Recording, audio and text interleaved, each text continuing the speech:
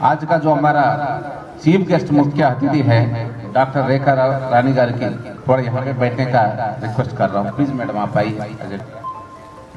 तो ये एक्चुअली जन औषधि क्यों मना रहे हैं हम लोग, ये जन औषधि देश भर में क्यों, उसकी लक्ष्य क्या है? मोदी का लक्ष्य यही है हर एक आदमी दवाई का ऊपर, हॉस्पिटल का चिकित्सा के ऊपर ज्यादा उसकी बोझ ना पड़े एंड सस्ता से सस्ता दवाई उसको देने के लिए ये प्रधानमंत्री भारतीय जन औषधि केंद्र देश भर में विस्तार से बनाया गया।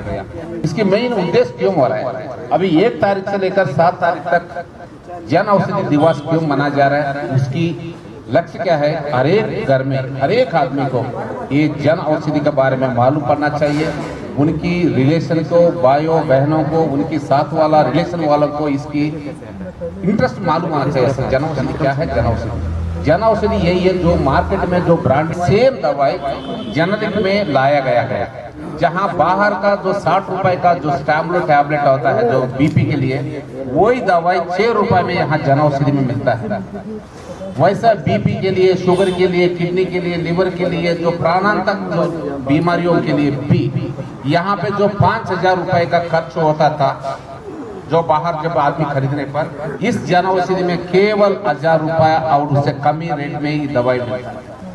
एंड इस दवाइयों को आगे का हर एक आदमी पूरा टेस्ट क्वालिटी सारा होने का बाद ही आ जाता है। स्प्रे है जो घुटने का, जहाँ पेन के लिए है, ये तो यहाँ पर का रेट है 48 रुपीज में, जो बाहर 150 रुपीज का है।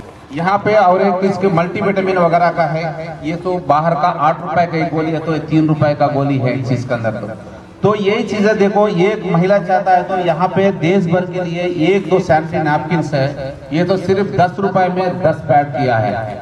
ये तो पिछले साल में 15 करोड़ नैपकिन्स ये महिला लोग को डिस्ट्रीब्यूट किया गया यावत भारत देश में।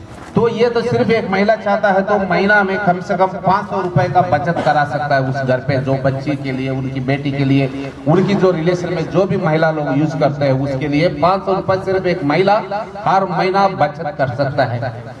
इसमें कैल्शियम है, बी कॉम्प्लेक्स भी है इसके अंदर। ये तो पेन के लिए स्प्रे यूज करने का है एंड ये तो ऑइंटमेंट है यहाँ पे जो दिया है, इस किट में दिया है। ये हमारा जन औषधि परियोजना स्कीम का ये बैग इस तरीका से दिया गया है। ये तो हर चीज की ये दवाई रखने के लिए।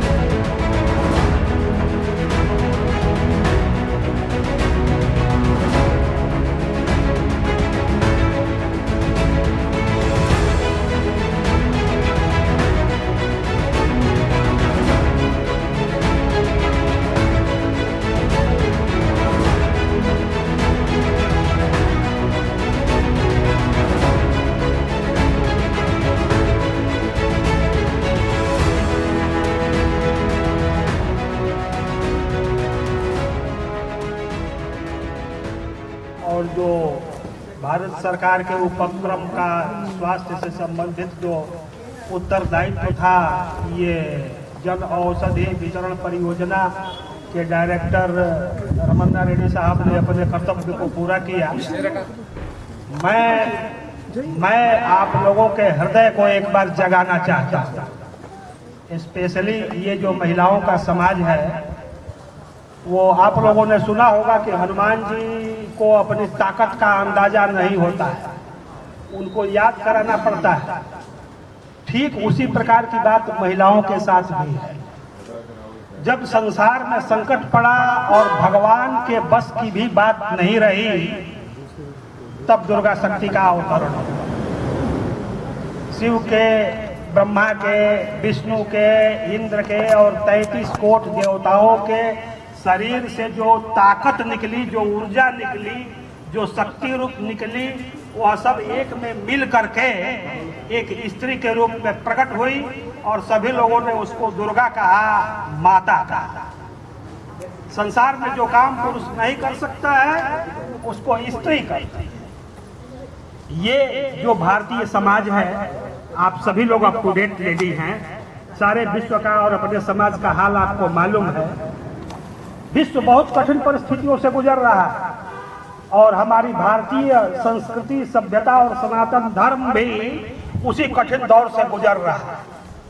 हम लोगों का अपना समाज है, हम लोग मिलते जुलते रहते हैं और इस पर चर्चा करते हैं और अपने कर्तव्य का पालन करते हैं।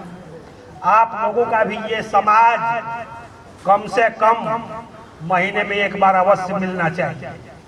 आप लोगों को भी आपस में विचार विमर्श परामर्श करना चाहिए। ये रमन्ना रेड्डी साहब का ये स्थान जो है और आपकी जो मैडम है, इस स्थान का और मैडम का लाभ लेते हुए आप लोग एक महिला मंडल का संगठन बना करके और कम से कम मासिक रूप से एक बैठक किया कीजिए। और पुरुषों में जो कमी है, जो कार्य पुरुष संपन्न नहीं कर पा रहे हैं, उसमें अपना सहयोग दे करके अपने भीतर की दुर्गा शक्ति को जागृत करके और इस समाज का कल्याण कीजिए। यही आप लोगों से विनम्र निवेदन है।